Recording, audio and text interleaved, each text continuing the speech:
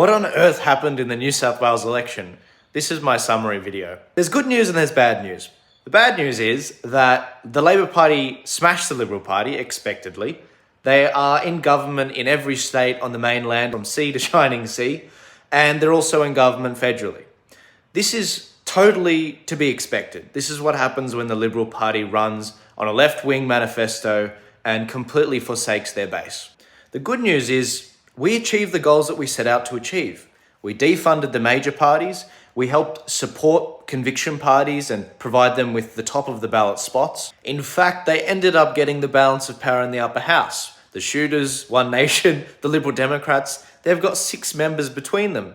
That's the balance of power. So that means that any legislation that the Premier or the lower house puts up, the upper house can stop it because we've got the balance of power there. And we made sure that we didn't lose good Liberals like Tanya Davies, like Tim James, who actually saw increases in their margin in Tanya's case. And we went after bad Liberal Party members like Matt Keane, who saw a massive swing of over 12% against him. The reason why we did that last point is because after the election, when the Liberal Party do their post-mortem to work out what the hell happened, they can see, oh, look, Tanya Davies increased her margin.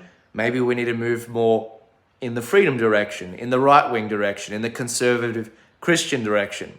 Versus Matt Keane, who loses over 12% in his seat, and he was the most left-wing Liberal in this election. But if you played into the mainstream narrative of this election, and you're conservative, you're probably feeling very depressed. You're probably thinking, oh no, we lost again, the Liberal Party lost. Guys, they are trying to demoralize you. This is exactly why people come for Joel News and not the mainstream news. I told you this was going to happen. 153 days before the New South Wales election, in a speech I gave to a Victorian audience in October last year, they were preparing for their election. I was helping them with their election. And I said, Labor's going to win in New South Wales. And I'm not saying if. Labor's going to win in New South Wales. But it doesn't matter because we have the balance of power in the upper house. They have to come to Mark Latham. They have to come to the Shooters, Farmers, Fishers. They have to come to the Liberal Democrats. Hopefully John Ruddock gets up. And that's exactly what's happened. So that's the good news. The Labor Party did win government. They do have the Premier. They do have a majority with the Greens in the lower house to pass legislation. But their challenge is they've got to work out how to get past the upper house. There are 42 members of the upper house, 21 of which are right-wing. That includes the Liberal National Party. That includes the 3 One Nation members of Parliament. That includes John Ruddock, first Liberal Democrat in New South Wales elected for 22 years. And on top of that, we've also got the 2 Shooters, Farmers, Fishers members of Parliament. But this is the challenge.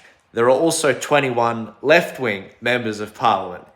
And you might say, Joel, that's not a majority. 21 on the right isn't a majority. But this is the thing. The Labor government has to pick a Speaker of the House for the upper house. Now, if they select someone from the right wing, maybe the Shooters, maybe someone from the coalition, then the arithmetic changes. We no longer have the balance of power. It'll be 20 right-wingers, 21 left-wingers.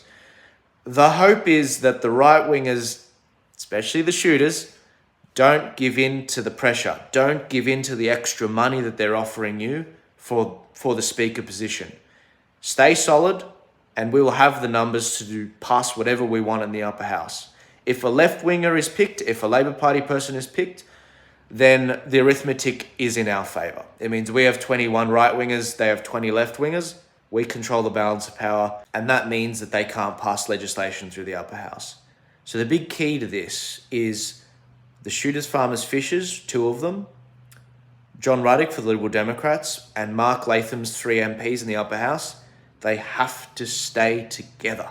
They have to stay together. None of them can accept the speakership. No one in the Liberal Party can accept the speakership. Otherwise, that'll sell their colleagues out. And if we do that, we put the brakes on the Labor government, and we can actually start making a lot of requests of the Labor government and saying, no, we want this policy. We want that policy. Otherwise, we're not passing a single piece of legislation. That is what the goal is. And so in the coming weeks, the count is still being done for the upper house, but that looks like where it's going. In the coming weeks, we're going to see who accepts the speakership and how things are going. As for the Liberal Party, You guys are going to go back to the drawing board. You got to go more right-wing. I just can't believe it. I can't believe they are serial losers in the Liberal Party. They have no idea what they're doing. I'm not particularly brilliant, but if I'm able to predict election results 153 days from the election, you know there's something wrong. I knew the Liberal Party was going to lose.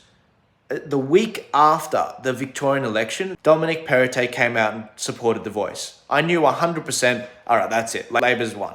People often ask me, Joel, what is the turning point for Australia? I believe it's the referendum.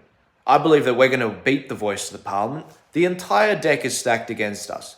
The Liberal Party has a soft no position. It's almost a yes. The Labor Party is obviously a yes vote.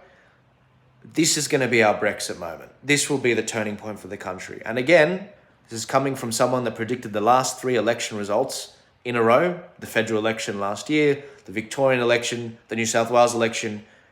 This will be our Brexit moment, the referendum. That will be the moment that this country turns around and the silent Australians stand up. We don't have 10 freedom parties to split the vote. It's a binary choice. Yes and no. And the longer this goes on, the establishment is looking like the yes vote, and the anti-establishment people in the freedom community, all the Aboriginals in the freedom community, we know what this is about. And we will beat it, and that will be our turning point. That's my prediction. This is the video I'm looking forward to playing back after a successful defeat of the Voice referendum. I hope you guys have a phenomenal Easter. Enjoy your time with your family. Don't let politics dominate too much of your life, especially with what's going on in America. Remember to have a break. Remember why you're paying attention to politics. It's for your family. Remember what you're fighting for. God bless.